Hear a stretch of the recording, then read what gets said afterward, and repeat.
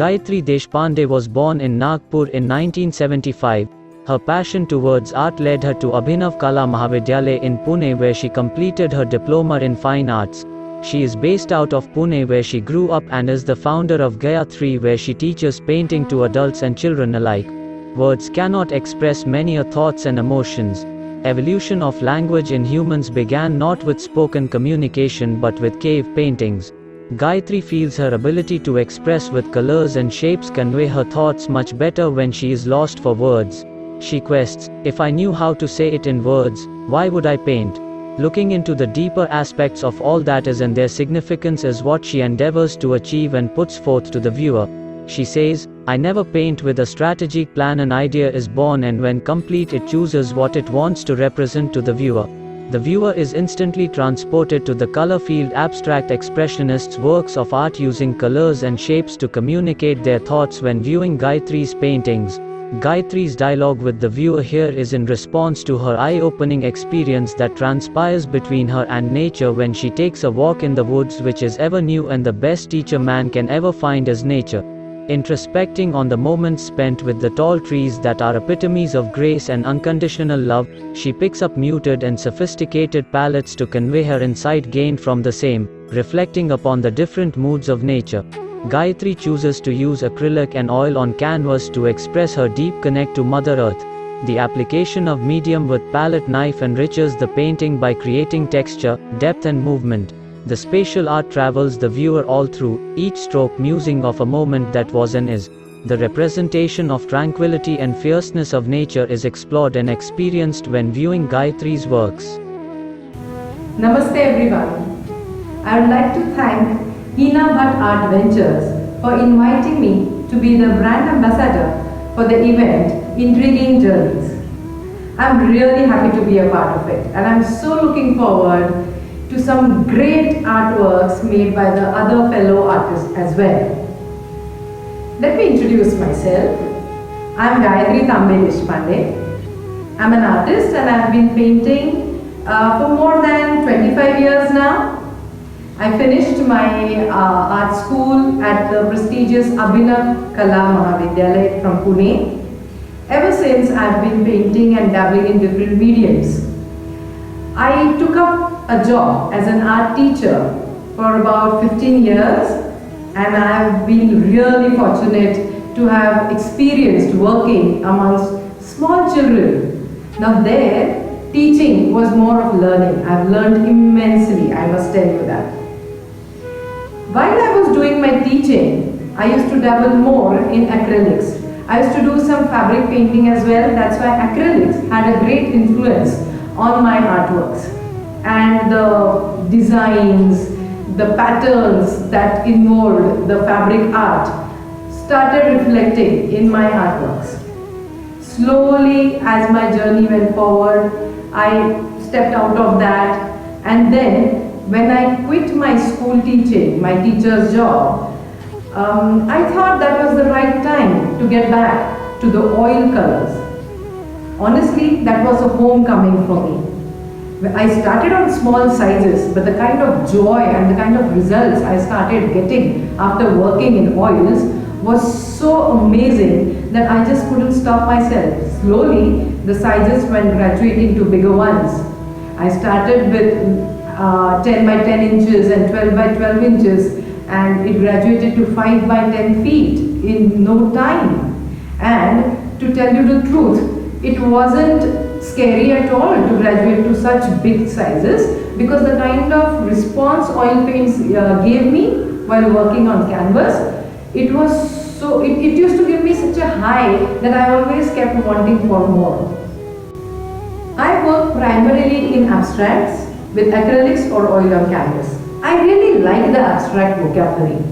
You know, whenever I have learned throughout my art school days, of course we had to practice all forms of art like portraits, we did sketching, we did landscapes, we did representational compositions, everything. But slowly, as and when I used to, check myself whether what is the best thing that I'm enjoying, it was the compositions, it was the compositions with some non-representational forms at times.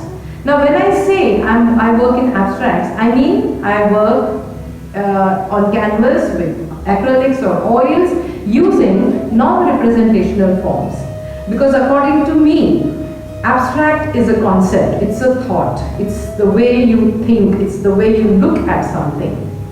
There are so many things happening around us which create impressions on our minds, which influence our thoughts. On subconscious level, they are all stored in my mind. And you know, when I come back to the studio and when I paint, sometimes I do not really decide what I'm going to paint. I just have some forms in my head. Probably they are just the essence of something that I have experienced, and they turn out on the canvases. Those are forms which are not seen around you. We don't see them in reality. That's why they are called as non-representational forms, and I love to play with those forms. I love to play with those forms, with the values of different colors, color schemes, the kind of composition I have to make with those forms. It is like that I'm playing with those forms and colors and tones and compositions that come about on the canvas. It is a beautiful dialogue between me and my canvas, and that's how it keeps me engaged. That space becomes extremely meditative, and at the end of it, it is something that probably I wanted to express some kind of impression that has already happened on my mind and that has come out on the canvas. But to tell you very honestly, every time I do not get all that I have imagined. Let me tell you really very honestly. There is something still left, and there is something more that I could have given to the canvas, but probably not this time. But then exactly this thing gets me going to the other canvas. It keeps me going. It doesn't give me that kind of complacent feeling or satisfied feeling. Every time I'm a little less satisfied with my canvas probably, and that's why I am so eager to get on to the next canvas where I can again pour out whatever is left within me. These emotions that come out on canvas, as I said before, are the impressions that I carry on subconscious level. Especially when I started my new series, my latest series, A Walk in the Woods. After a few artworks, I realized that those were the impressions that I carried in my mind after my walks in the woods. And they were not planned at all. They came out just spontaneously, and after that realization, I became more aware. My eyes it was an eye opener for me, because I realized one thing, that whenever I took those walks in the woods, the kind of textures I saw, the kind of light, the different colors of the trees, leaves, the sky, the ground, sometimes green leaves, sometimes dry leaves. There were times when I went for a walk during the sunrise, the light and the colors were different. When I went for a sunset walk, it was a totally different picture. The same forest, the same nature trail looked so different. The same soil, the same surrounding, it gave a completely different feeling. And all these impressions on my mind, I have tried, or maybe I have not even tried, they automatically have come out on the canvas. And I really enjoyed doing that. Somewhere it gives me a kind of satisfaction, and somewhere it is something that I cannot hold into myself, in my mind. I just have to come back. I'm actually sometimes compelled to come back to the studio and put it down on the canvas, because these experiences are actually very, very overwhelming. When I see the sky, sometimes the range of colors that we see painted in the sky, oh my God. I'm sure you have experienced this yourself also whenever you went for a walk in the woods, amidst nature, in the lap of the nature. The kind of peace, bliss that it gives you is something that one cannot express in words. And that probably happened with me as well. And I had to come back and I had to express on my canvas in my own language of art. And here, the language of my art is abstract. I have used palette knife to show the textures that I have experienced. And when you see my paintings physically in person, it will give you a better effect than what you see in an image or in a video. So I want the viewer to actually experience what I have experienced. Though I refrain from giving any story or any background of, from where this painting came, or from where did these colors come, or why this form. I would rather leave it, open to the viewer to look at it, connect with it, and experience it the way they want.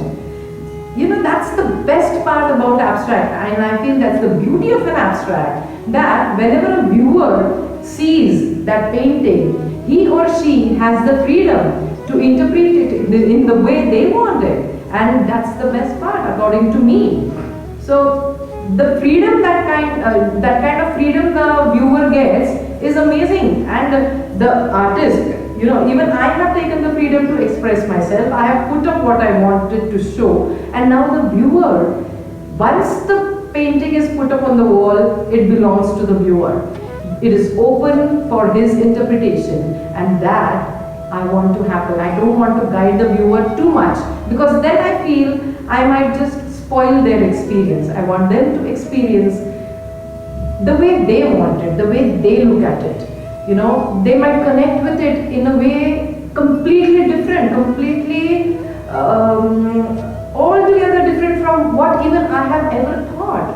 But yes, I want to know that. I want to see what they see in my words, because I feel that's an amazing realization for me as well as an artist, and it gives me immense satisfaction to see how a viewer connects with my paintings, with my artworks.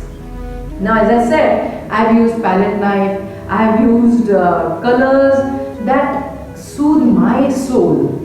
You will see use of yellow in my artworks, and not always will you see greens or browns in my artworks, because according to me, it's other colors also that dominate my experience when I take the walks in the woods. Now, when I start painting, I have a very hazy picture in front of my eyes. As I said before, it's some impression that I have carried, and then I just start with my charcoal to get a basic sketch, basic structure of what I would like to have on my canvas. My mind, my brain, it decides where the darks will go, where the lights will go, where the values, it just places all the values on the canvas. Then comes the color part of it, because I always imagine, I always see my painting in black and whites, in grays. Yes, I never see them in colors. The first thing I see is always in black and whites, and that's how I start my work. So even my sketches, if I happen to make sketches, they're always in black and white. They're all the charcoal sketches or pencil sketches, which also are grays and blacks and whites. So yes, so that's how I start. The colors come later, and the textures after that.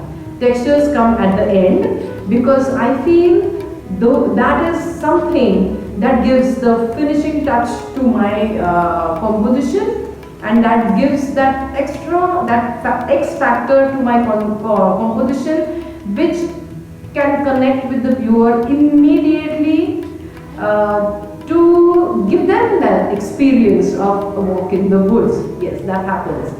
So basically, after the black and white, the values are placed and the colors start coming in. After that, actually, nothing goes as planned. It is about having a dialogue, it is about playing with the canvas and the values and the colors. It is about responding to what the canvas is telling me and what I am telling to the canvas. And it's a give and take between me and the canvas. Nothing goes as planned, and I just leave it at that point. I just let go of myself. At times I have realized then I have to actually surrender myself. I cannot dominate my canvas, and I have to just surrender myself, let myself go free, and just go with the flow. And believe me, that gets me the best results at times. You may want to plan a lot, but after the canvas decides what you are going to paint sometimes, and you are surprised by the end result. That's an amazing feeling. You got to paint sometimes and experience it to know what exactly I'm saying. So yes, if the viewers, those who are watching this video, the artists, art lovers, art students, I would just request them to enjoy art the way it is. Just let yourself go. Letting yourself free is the best way to enjoy art. And at the same time, you have to be extremely honest. You have to have that integrity with your feelings. You cannot fake that. You just cannot fake that. You have to be extremely honest with your feelings. There's no point in trying to copy or do something that others have done. No, there's no point, because I'll tell you something. Each one of us for that matter, we are all different individuals. We have our own feelings, we have our own thoughts, we have our own ways of looking at a particular thing. I may look at a tree in a different way, you may look at it in a completely different way. And it is necessary that it comes out on the paper or on the canvas the way you see it. That is important. Your identity is important. One should not lose your own identity by painting. You may lose yourself, your soul, but not your identity. Somewhere, if you are very honest to your feelings, your identity definitely reflects in your paintings. Try it. Try doing that. Now here, as I end my own introduction and the complete art philosophy that I've wanted to share with you, I just hope you like viewing my artworks, and whenever you take up your pencils or charcoals or colors and paints, you enjoy it very freely. Thank you so much. Thank you, Hina Bhatt Art Ventures, once again. I've been fond of drawing and painting ever since my childhood days. In fact, my love for drawing and painting started in my family. My grandmother was quite an artist. There was not a single wall without any artwork or craft. Actually, she was better at craft. She used to, make things from waste. Such beautiful things. She used to upcycle them, and we, as a child, I have actually grown up seeing all of that. We always had colors at home. We always had paints. We had brushes of different sizes, and whenever she had the time, after lunch, she wasn't the one who would just waste time. She always utilized it to do something better. And I think somewhere I picked up this love for art from her. Then my father too is a great artist. He drew such beautiful drawings. He was an architect and a town planner. And I think I inherit my artistic skills or qualities from my father and my grandmother both. So that's how as I said, I've always been very fond of drawing and painting. And as I, was doing my studies in school, I used to keep thinking, what would I love to become when I pass out from school. And I had very clear options at that point of time. Either I become an architect or an artist. And then when I passed my 10th standard, somewhere I was again very clear about one thing, and that was I did not want mathematics anymore in my syllabus, and that's how probably I selected fine arts, and I enrolled myself in the Abhinav Kala Mahavidyalaya for arts, for the drawing and painting course. And after the first year of foundation, I picked fine arts because it gave me that kind of freedom. Fine arts, why? Because it gave me the freedom of expressing what I want. Commercial arts, advertising and all, is also really nice, but then it's different. Probably it wasn't fitting my kind of mentality. So yes, that was how I got into this field. I had a wonderful drawing teacher in school whom I really looked up to. You know, she was quite an inspiration. And I used to look at her and feel that yes, one day I would want to become somebody like her. You know, at that level of age, you always have idealize your teachers, and I always did that with my drawing teacher.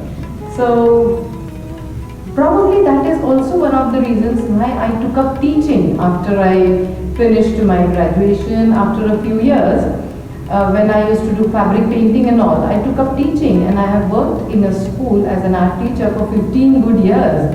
And yes, it has only helped me, develop and grow into a better artist, into a better person.